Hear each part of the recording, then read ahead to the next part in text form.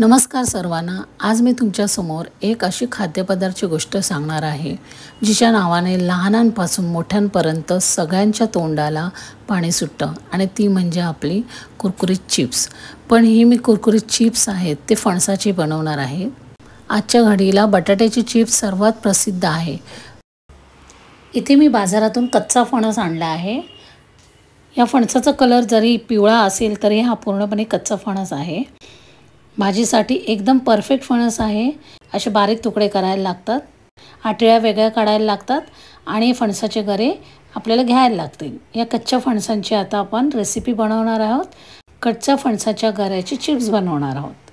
चला तर सुरुवात करूया। याच्यापेक्षा बारीक तुम्ही तुकडे करू शकता, म्हणजे हे चिप्स आहेत ना लगेचच्या लगेच एकदम कुरकुरीत होतील, म्हणजे जास्त वेळ फ्राय करायला लागणार नाहीत। मी इथे थोडे जाडेच केलेले आहेत। इथे कढईमध्ये तेल तापत ठेवायचं आहे, थोडं जास्तच तापत ठेवायचं आहे। एक मी गरा टाकून बघितला की तेल व्यवस्थित तापले की नाही। मंद आचेवरच सगळी प्रोसिजर करायची आहे। आता त्यामध्ये मी थोडे गरे टाकले आहेत। असे 3 वेळा मी टाकणार आहे, 3 बॅचमध्ये टाकणार आहे आणि व्यवस्थित आपल्याला परतून घ्यायचे आहेत। तेलावर बुडबुडे किंवा फेस हे जास्त प्रमाणात दिसत आहेत, म्हणजे गरे आपले ओले आहेत। जेव्हा आपले चिप्स पूर्णपणे भाजून जातील तेव्हा हा फेस पूर्णपणे नाहीसा होईल, म्हणजे आपले चिप्स कडक झालेले असतील। त्यामुळे आपल्याला हे व्यवस्थित ढवळायला लागणार आहे। सारखं ढवळूनच आपल्याला चिप्स फ्राय करून घ्यायचे आहेत। क्रिस्पी झाल्याच्या नंतर एक एक बॅच बाजूला काढायची आहे। मी इथे तसंच केलेलं आहे। असं व्यवस्थित ढवळत राहायला लागतं। त्यानंतर पहिली बॅच काढून घ्यायची आहे।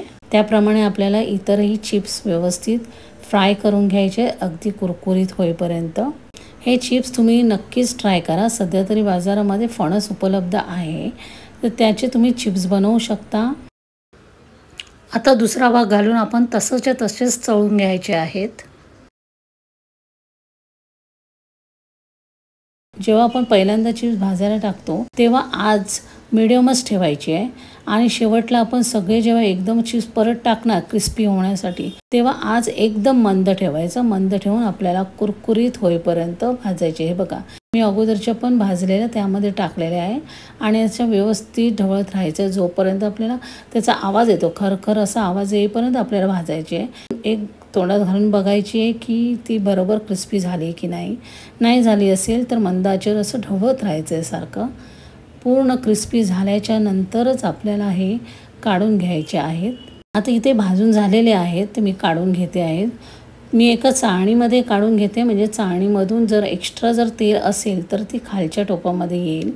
तुम्ही टिश्यू पेपर पण वापरू शकता यासाठी। आता हे व्यवस्थित मी सगळे काढून घेते आहे। त्यानंतर याला मीठ मसाला लावायचा आहे। गरम असतानाच मीठ मसाला लावायचा आहे, म्हणजे तो त्यामध्ये थोडंसं तेल असतं, ते तेलामध्ये व्यवस्थित ते मिक्स होतं आणि पूर्ण आपल्या जे चिप्स आहेत त्यांना मीठ आणि मसाला लागला जातो। हे बघा, आता मी चिप्स एका वाडग्यामध्ये काढून घेते आहे। बघा, त्याला थोडंसं तेल आहेच। आता त्यामध्ये आपल्याला मीठ घालायचं आहे, मसाला घालायचा आहे।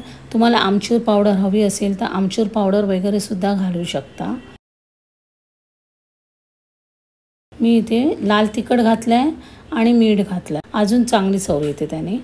आणि आता व्यवस्थित अशी मी अलगद हे बघा टॉस करून घ्यायचे आहेत, म्हणजे सगळीकडे मीठ पसरलं जातं। या चिप्सचा असा आवाज यायला हवा, म्हणजे आपले चिप्स एकदम परफेक्ट झालेले आहेत, तयार आहेत कुरकुरीत चिप्स। हे फणसाचे चिप्स एकदा तरी ट्राय करा। नंतर हे चिप्स व्यवस्थित थंड झाल्यानंतर तुम्हाला एका प्लास्टिकच्या पिशवीत घालून ठेवायचे आहेत आणि त्यानंतर डब्यात घालायचे आहेत। ही रुचकर रेसिपी जर आपल्याला आवडली तर रेसिपीला लाईक करा, चॅनलला सबस्क्राईब करा।